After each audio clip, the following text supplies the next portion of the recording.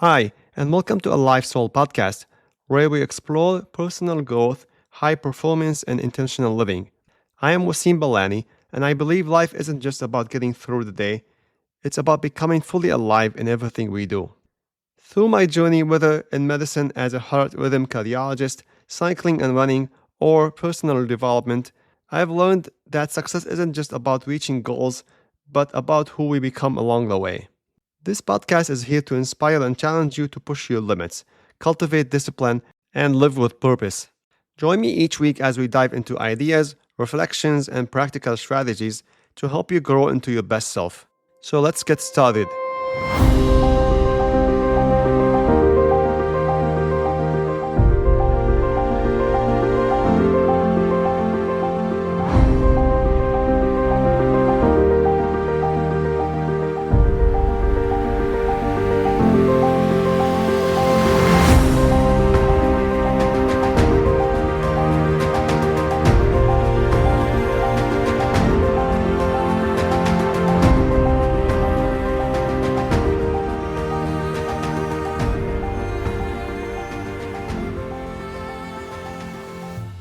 Hey there, welcome, and thank you for tuning in to this week's episode. Let me ask you something. Have you ever set a goal to build a good habit, and at first you were all in? Maybe you told yourself, this is it. I'm going to start working out, wake up earlier, eat healthier, read every day. And for the first few days, maybe even a couple of weeks, you stuck with it. But then life happened. You got busy, tired, distracted, and before you knew it, that habit you were so excited about, all gone. Or maybe you've been on the other side, trying to break a bad habit. Maybe you told yourself, I need to stop scrolling so much on my phone, stop procrastinating, stop eating junk food, stop smoking, and you started strong. You resisted the urge a few times, but eventually that habit crept back in like it never left. If any of this sounds familiar, let me tell you, you're not alone. In fact, this is how most people experience habits. We start off relying on motivation and willpower, but motivation fades and willpower is unreliable. Some days you wake up ready to go and conquer the world, other days you just don't. But here's the truth: success doesn't come from motivation alone, it comes from building systems that make habits automatic. Think about the most successful, high performing people you admire, the ones who consistently show up for their goals, stay disciplined, and seem to have it all together. They don't wake up every day with a superhuman motivation. They just have habits that works for them instead of against them. And that's exactly what we're going to talk about today: how to build habits that last and break the ones that are holding you back. This episode is inspired by the book Atomic Habits by James Clear, a book that completely changed the way I think about habits. I'll be sharing some of my own experiences, what worked for me, and practical strategies you can start using today. By the end of this episode, you'll have a clear roadmap for making good habits stick and finally quitting the bad ones for good. Let's get into it. Have you ever noticed how some people seem to have everything together? They wake up early, work out regularly, eat healthy, read every day, and just seem so consistent.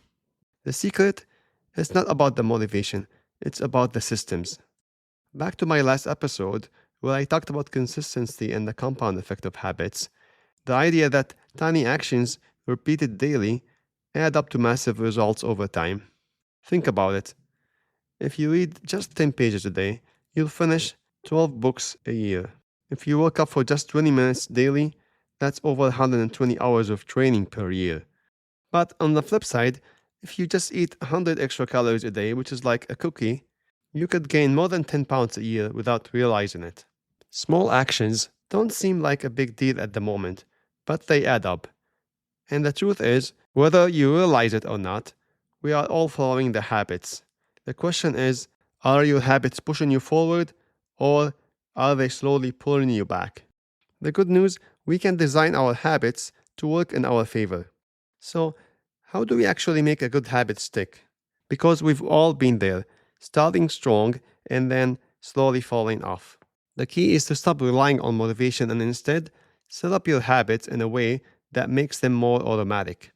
According to Atomic Habits book, there are 4 steps to build a habit. Make it obvious, make it attractive, make it easy, and make it satisfying. So let's go through each of these steps. The first step to building a good habit is to make it so obvious that you don't even have to think about it. If a habit isn't obvious, you'll forget about it. See, our brain naturally takes the easiest path. So if you want to build a habit, set up your environment in a way that reminds you to do it. For example, when I wanted to be more consistent with cycling, I started laying out my cycling clothes the night before.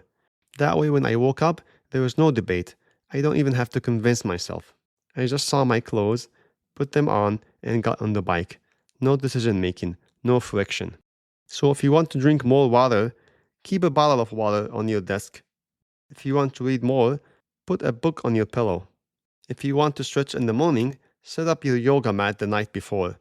The key is to make the habit so obvious that it's hard to ignore.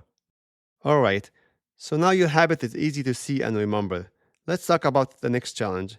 Actually wanting to do it. Make it attractive. Let's be real.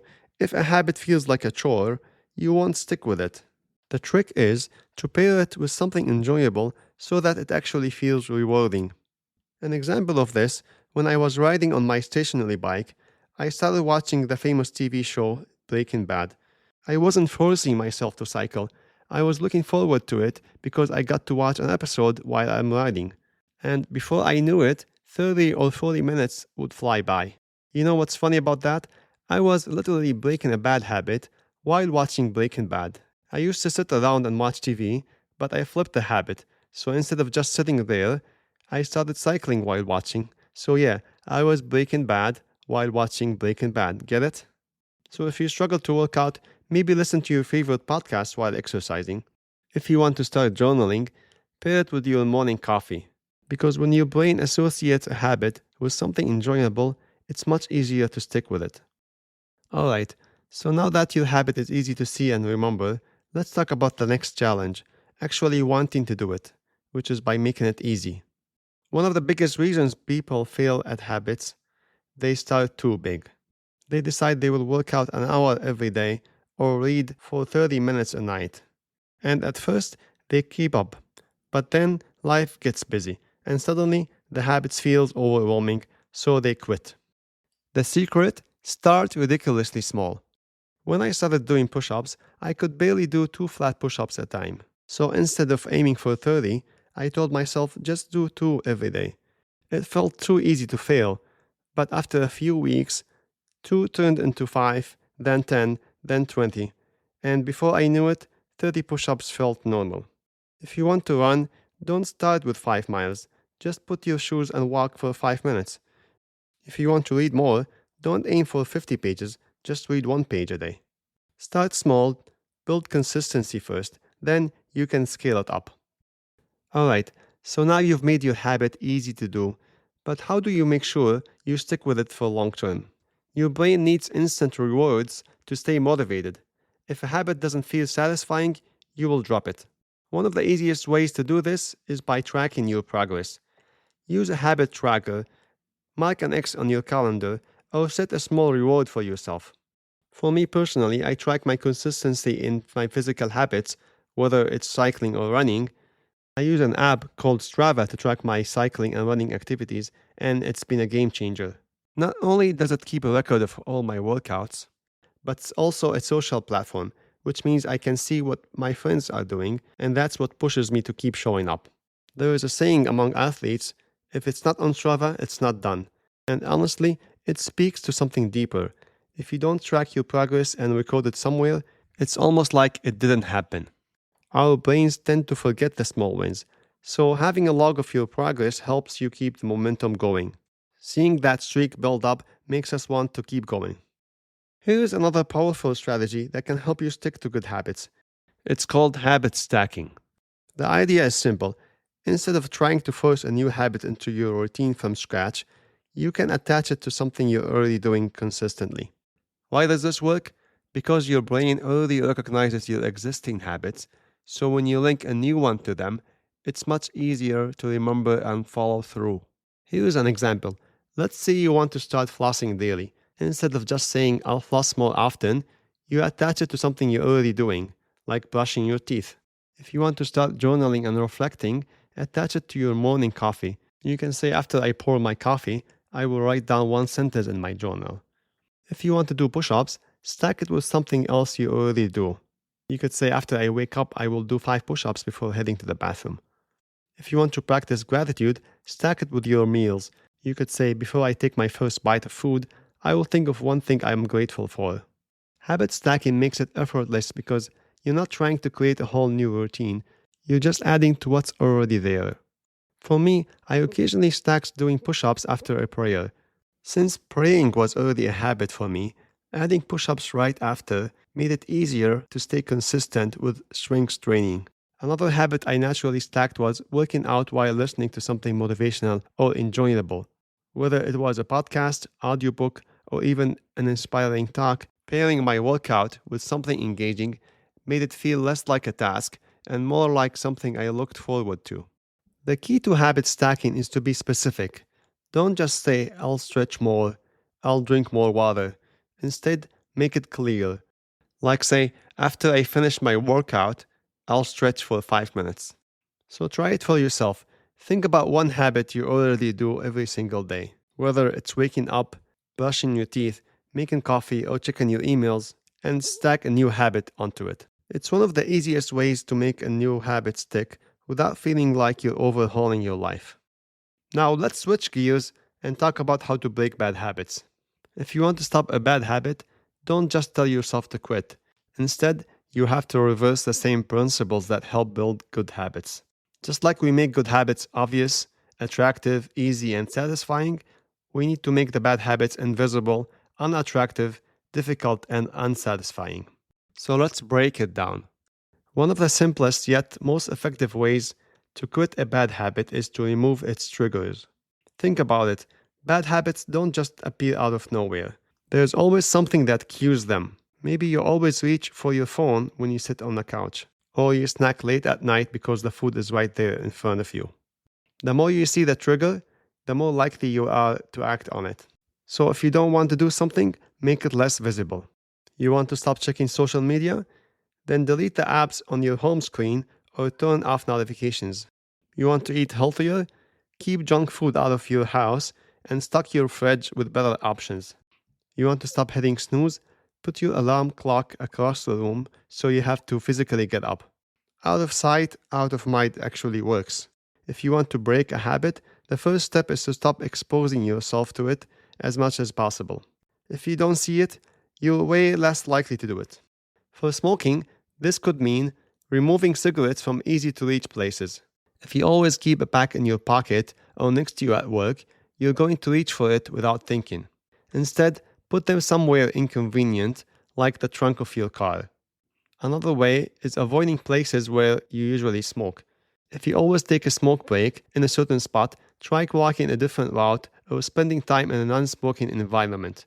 The goal is to reduce the visual cues that triggers the habit. The next step is to change how you view the habit. A lot of bad habits feel good in the moment, but if we step back and look at them objectively, we realize they're not actually benefiting us. Take smoking, for example. Someone who smokes might think, smoking helps me relax. It makes me feel good in social situations. But what if we flip the script and reframe how we see it? By saying, smoking isn't helping me relax, it's making me dependent. It's not making me feel good. It's harming my health, draining my money, and reducing my energy. This is what's called the identity-based change. Instead of just saying, I'm trying to quit smoking, say, I'm not a smoker. The same applies to any bad habit. The more you reinforce that the habit doesn't align with who you are or who you want to be, the easier it is to break free from it. Again, the key is to associate bad habits like smoking with something negative. So if you want to quit smoking, watch a video or read about its harmful effect daily to reinforce why you don't want to do it anymore. Every time you feel the urge to smoke, remind yourself how it affects your health, energy, and long-term well-being. Picture how much money you're spending on cigarettes per year. If a pack of cigarettes cost $10 and you smoke one a day, that's over $3,600 a year. Money that could go towards something meaningful, because your brain needs a reason to want to detach from the habit. Here's where things get interesting. The harder it is to do something, the less likely you are to do it. Most bad habits stick around because they're easy. You pick your phone without thinking. You grab snacks because they're right there. You scroll social media because it takes zero effort. So if you want to break a bad habit, increase the friction. Make it harder to do. Want to stop scrolling endlessly? Log out of your accounts or delete the app entirely. If you have to type in your password every time, you're less likely to check it. You want to smoke less? Make it a hassle. Lock cigarettes away so you have to go out of your way to get them. Or you only allow yourself to smoke in a specific place far from where you usually are. For example, instead of smoking in your house, make it so you have to walk a few blocks to do it. And if you really want to take it up a notch, introduce a commitment device or an accountability partner, something that makes it even harder to give in. Like to tell a friend to fine you $10 for every time you smoke, or to give your phone to someone else while working on something. Making bad habits inconvenient forces you to pause and reconsider before acting on them. The harder you make the habit, the less appealing it becomes. Now, even if you manage to make a bad habit invisible, unattractive, and difficult, there is still one last challenge. The brain loves instant rewards. See, bad habits often feel good immediately, even if they're harmful long term. That's why they're so addictive. They give us some form of satisfaction, whether it is relief, pleasure, or just routine. So if you want to break a habit, attach an immediate consequence to it. So you can set up an accountability partner, like to tell a friend you're quitting and ask them to check in with you. If they ask, "Did you smoke today?" just knowing you have to answer makes you more likely to resist. You can also make financial consequences, like to set up a system where you have to donate money if you relapse. For example, some people set up a rule where if they smoke, they have to donate $20 to a cause that they don't support. And that adds instant discomfort to the habit. And lastly, track your habit.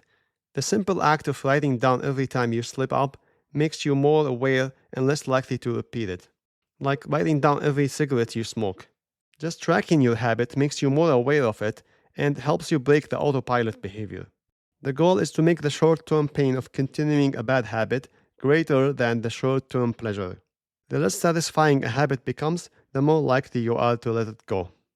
At the end of the day, whether you're trying to build a good habit or break a bad one, there is one key ingredient that will make or break your success. You have to know your why. Without clarity on why a habit matters, you would not stick to it.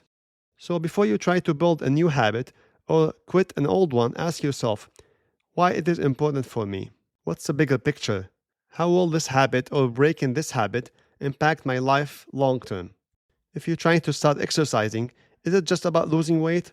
Or it's because you want to have more energy, live longer, or set a good example for your kids?